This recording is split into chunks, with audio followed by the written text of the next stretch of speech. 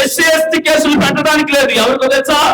చర్చిలకు వెళ్ళే వాళ్ళకి, క్రైస్తవులను చెప్పుకునే వాళ్ళకి, బైబిల్ పట్టుకొని తిరిగే వాళ్ళకి ఎస్సీ ఎస్టీ అట్రాసిటీ కేసు వర్తించదు అని. సార్, మేము నమ్మేది జ్యుడిషియల్ డిపార్ట్మెంట్ సార్, కోర్టును మేము నమ్ముతాం. అలాంటి చట్టాలే క్రైస్తవులకి ఈరోజు అన్యాయమైన తీర్పునిస్తే మేము మా కష్టాన్ని ఎవరికి చెప్పుకోవాలి? ఎక్కడ ఏడవాలి? మా కన్నీళ్లు తుడిచేటోడు ఎవడొస్తాడు ఈ భూమి మీద? ఎవడొస్తాడు సార్?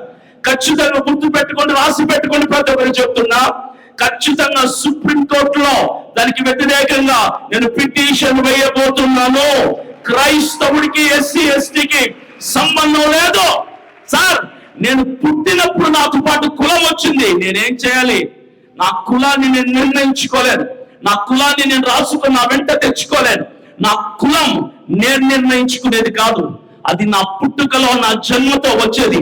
కానీ మతం మనసుకు సంబంధించింది, మనస్సాక్షికి సంబంధించింది, ఆత్మకు సంబంధించింది. నాకు నచ్చిన దేవుణ్ణి నాకు కోరుకుంటాను నేను.